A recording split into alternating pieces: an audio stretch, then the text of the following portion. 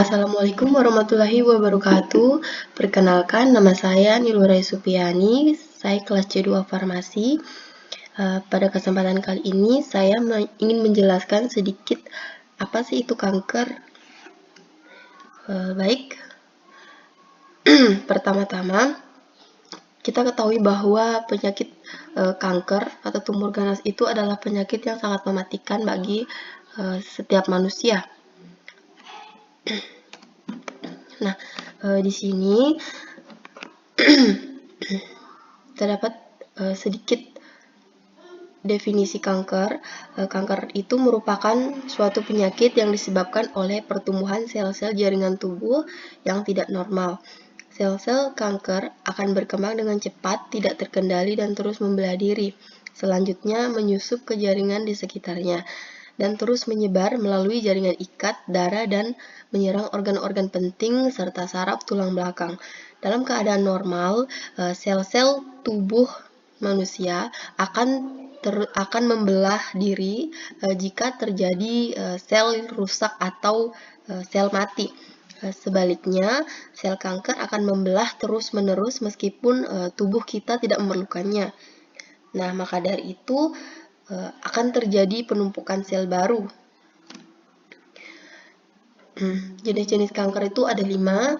Yang pertama, karsinoma. Karsinoma ini adalah kanker yang terdapat pada jaringan epitel yang melapisi permukaan organ, kelenjar, dan kerangka tubuh. Sebagai contohnya, kanker ini ada pada lapisan lambung. Yang kedua, leukemia.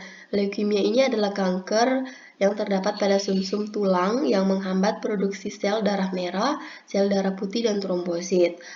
Yang ketiga, limfoma. Limfoma ini adalah kanker yang berasal dari kelenjar getah bening atau kelenjar sistem limfa. Yang keempat, ada mieloma. Mieloma berkembang dalam sel plasma sumsum tulang. Sel mieloma menyebar pada beberapa bagian tulang, membentuk banyak tumor tulang. Kanker ini disebut mieloma ganda.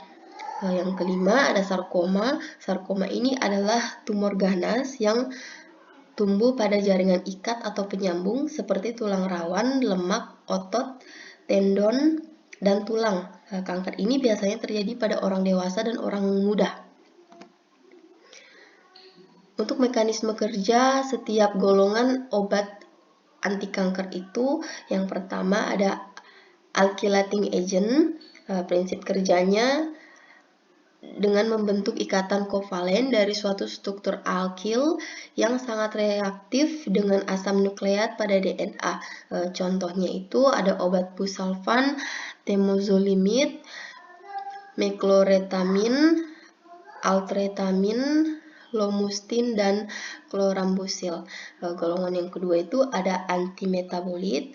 Dia bekerja dengan cara masuk ke dalam materi pembentuk inti sel, baru berkaitan secara tetap dengan berbagai enzim vital di dalam sel sehingga mencegah proses normal pembelahan sel. Golongan yang ketiga itu ada antitumor antibiotik. Obat ini tidak seperti antibiotik untuk mengobati infeksi bakteri, tapi mengubah DNA dalam sel kanker agar tidak tumbuh dan tidak membelah. Obat golongan ini tuh contohnya antrasiklin dan non-antrasiklin. Golongan yang keempat itu ada topoisomerase inhibitor. Obat ini dapat mengganggu enzim topoisomerase yang menyebabkan reaksi kimia dalam sel hidup. Contohnya adalah obat kaptotesin dan epipodopilotosis. Obat anti kanker golongan yang kelima itu ada mitosis inhibitor. Obat untuk tumor ganas ini bekerja dengan menghentikan sel untuk membelah. Biasanya digunakan untuk mengobati kanker limfoma dan kanker darah. Golongan obat anti kanker yang keenam itu ada kortikosteroid. Obat ini dibentuk secara alami. Hidrokortison dan kortison diproduksi oleh bagian terluar dari kelenjar adrenal yang dikenal sebagai korteks. Bagaimana sih terjadinya kanker? Kanker itu muncul akibat adanya penumpukan perlahan sel-sel yang telah rusak, yang tidak lagi bisa diperbaiki. Setiap kanker yang timbul berasal dari mutasi atau perubahan gen. Jarang sekali kanker diwariskan dari orang tua kepada anak atau keturunan-keturunannya, melainkan sebagian besar dari penyakit kanker itu sendiri muncul seiring perjalanan hidup seseorang. Satu dari 100 triliun sel-sel yang ada dalam tubuh kita suatu saat bisa saja mengalami kemunduran, yakni perubahan dari sel-sel sehat yang berfungsi normal menjadi sel-sel tumor. Nah, di sini terdapat beberapa obat anti kanker golongan anti-agents. Obat yang pertama itu busulfan.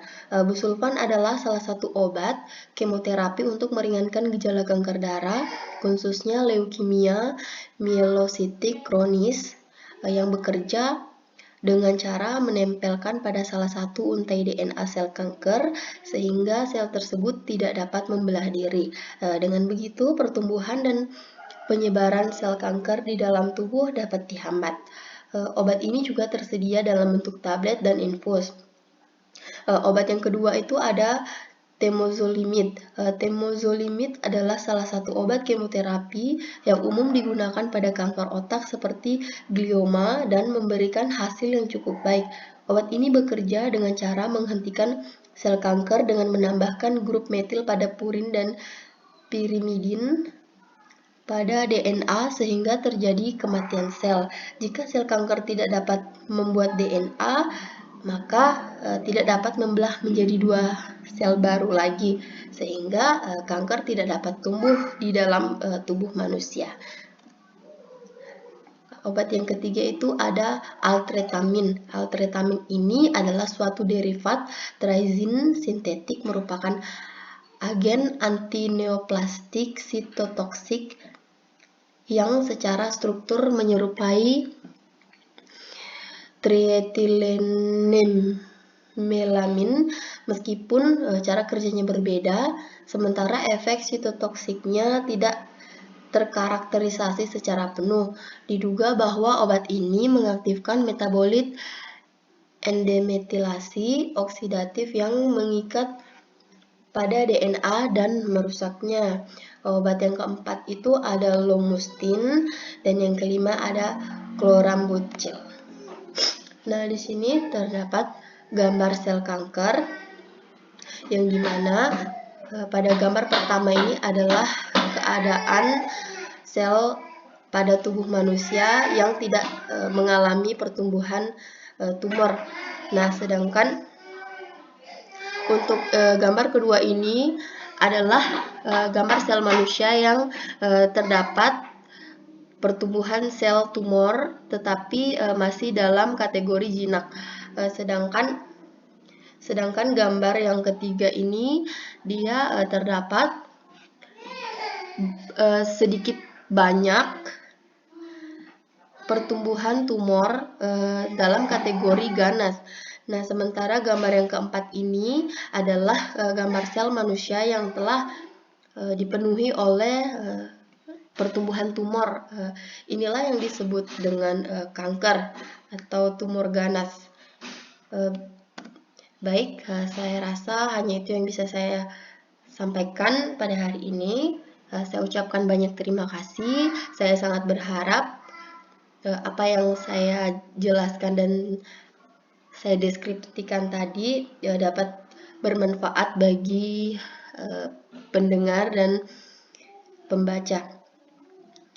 Saya ucapkan banyak terima kasih. Saya tutup dengan ucapan Assalamualaikum warahmatullahi wabarakatuh.